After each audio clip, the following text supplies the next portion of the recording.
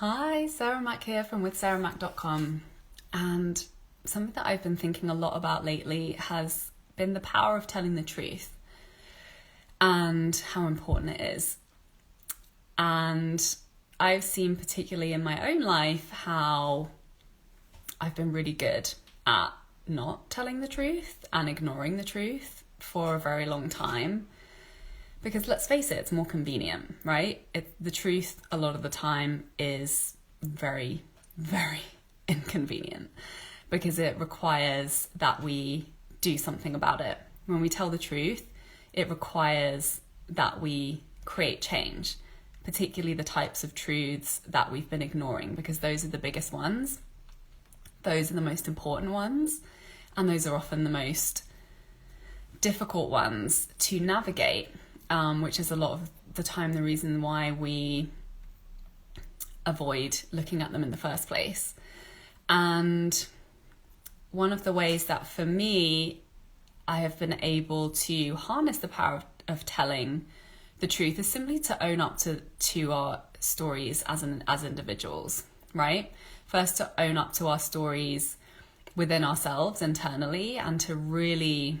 I find that our bodies are actually the places where our truth is held, and we're either numbing ourselves out to it, or we are going into sometimes what can be very painful, and where we've maybe built a lot of tension, and where we've also built a barrier of resistance to really listening to that particular emotion or story that we've stored in our bodies. But our bodies hold our truth, our bodies hold our stories. And when we give ourselves permission to go in there, when we give ourselves permission to feel the challenging emotions that, let's be honest, we don't really create space for in our cultures and societies, because we're too busy working, because we're too busy distracting, because we're too busy numbing out, because we're too busy being productive. And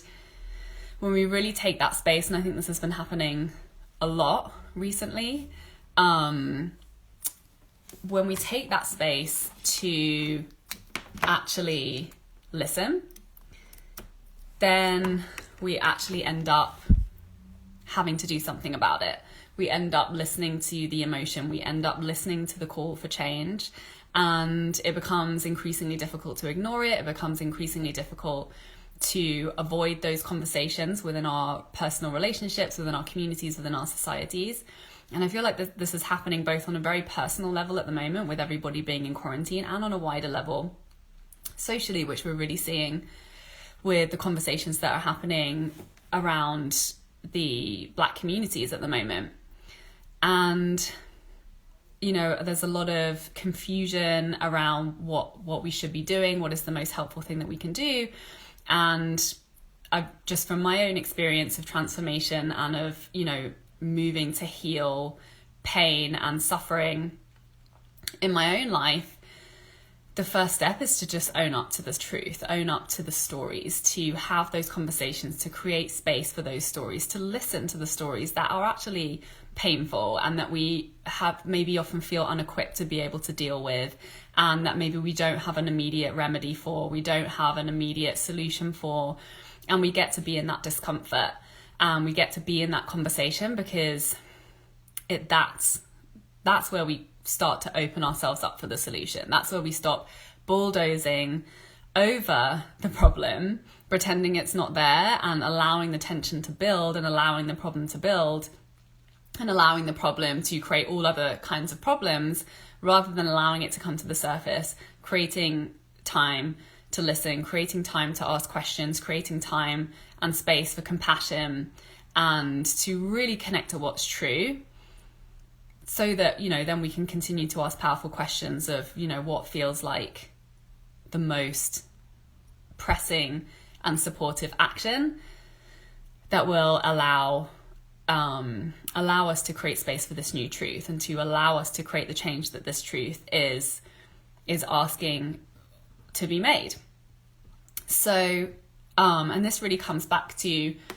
especially if your work as a creative, as an entrepreneur, one of the most powerful things you can do as a leader is to own up to your stories, is to share your stories, to share the struggles that you've been through, to be an inspiration, to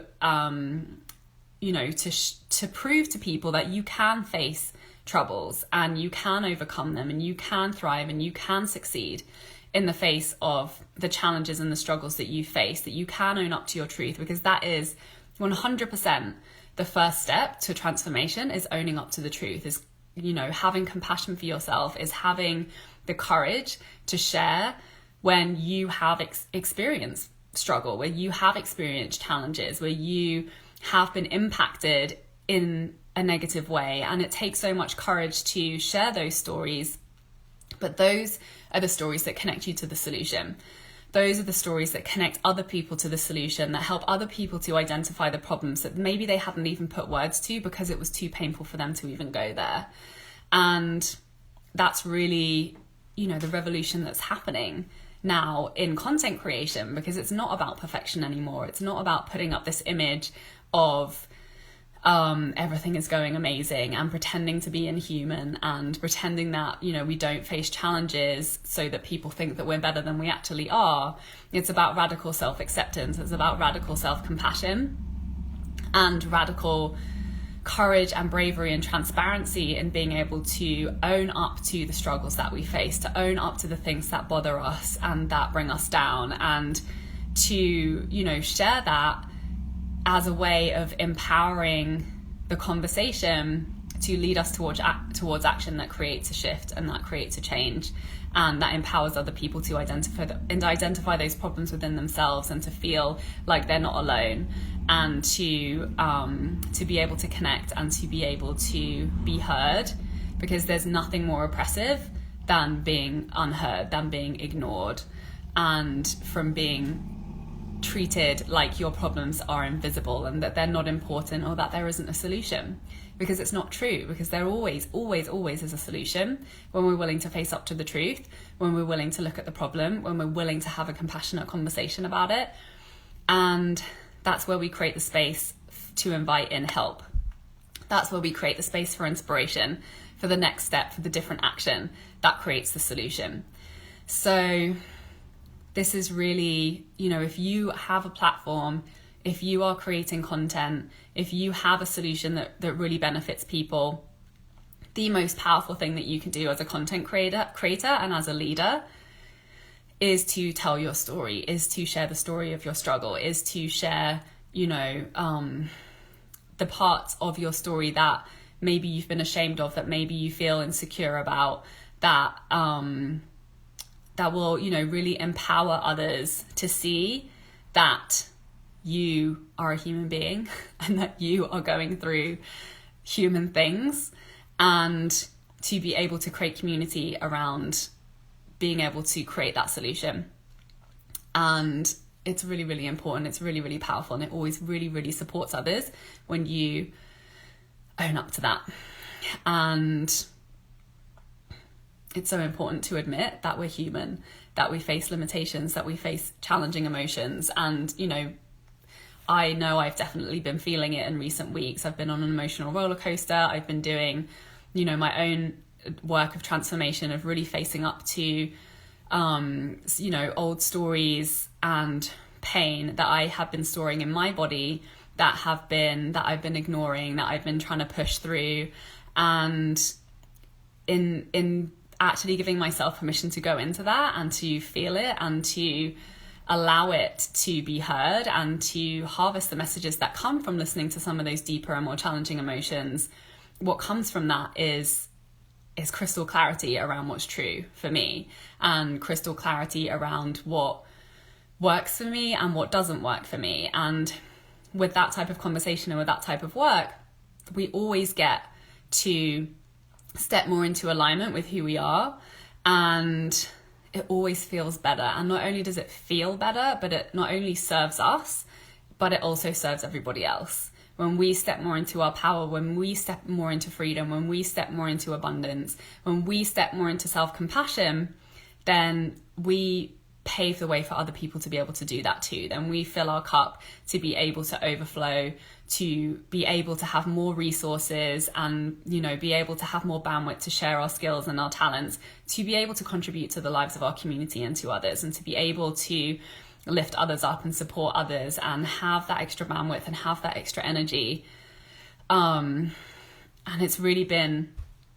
in allowing myself to be more in those more feminine practices of deep listening, of rest, of stillness, which has been a big struggle for me as somebody who is historically a doer and a massive action taker and a pusher. Actually, what I have found is when I give myself that space to really listen, to really connect what's true for me, to really feel the emotions that I have been doing my utmost to avoid because they are so freaking uncomfortable to experience, that it has actually opened me up to be able to act with more power when I do show up and take action, to be able to have more of an impact, to be able to have more clarity around my truth, my actions, my strategy, and what it is that I truly desire. And not only that, but being able to actually realize that and embody that with way more ease and speed than if I resist doing that work and I resist that listening and I resist that part when I'm really coming into alignment with myself, with all parts of me, not just the fun, shiny, like socially approved of sides of me that it's really easy to talk about, but the parts of me that are really murky, the parts of me that are undefined, that are difficult, that are not socially approved of, that maybe there aren't words or conversation around, and that make me feel really, really uncomfortable in facing up to those parts. But that is where the gold lies. That is the, you know, the shadow work of really completely fully accepting who we are at the space where we are in our journey, to really own the pain, to really feel that, because there's nothing that inspires change more than actually sitting with our pain, and to hold space for that within ourselves. You know, it gives us greater strength to be able to do that for others as well. And that there's nothing that supports people more than holding space for their pain, because that's where we find transformation. We do not create transformation by glossing over it, by moving past it, by putting a shiny bow on it, by pretending that there's a clear, you know, step-by-step action plan to be able to shift and resolve that. It's consistent work that requires us really showing up and being present to all parts of that journey of transformation as individuals and as a collective. And I think it's never been more obvious than it is right now at this time, how true that is, how connected we are, and how unavoidable it is to just distract and to move past it and to not face up to the things that are coming up, you know, glaringly in our faces as individuals and as a collective. So my call to action would be for you to create some space, to really listen, to give yourself permission to be really uncomfortable, and to give yourself permission not to have any answers, because it's in those spaces, ironically, that the answers come. It's in those spaces that the miracles happen, that the breakthroughs happen, and that you get the insights, that you find the confidence and the courage and the certainty and the strength to, you know, have that conviction around what you're willing to settle for and what you're no longer willing to settle for, and what actions you're willing to take in order to not have to settle for that anymore. Then being willing to ask for help is the next step, right? You cannot ask for help until you have identified the problem that you're in. And we're human. We always have a problem. It's just about, you know, migrating to higher and higher quality problems. And you get to be with the pain, you get to solve the next problem, you get to move on to the next problem. There's never going to be a stage where we no longer have any problems to face. But in really allowing ourselves to be in that, that's where the growth happens. That's where we really elevate ourselves, and, you know, we lead the way, and we gather the tools and the resources to be able to support others, to support them through it as well. So that was the message on my heart today. And let me know where you're at, what you're going through, what's impacting you, what's the pain in your ass that's happening right now. I'd love to hear about it. And thank you so much for watching. Lots of love. Bye.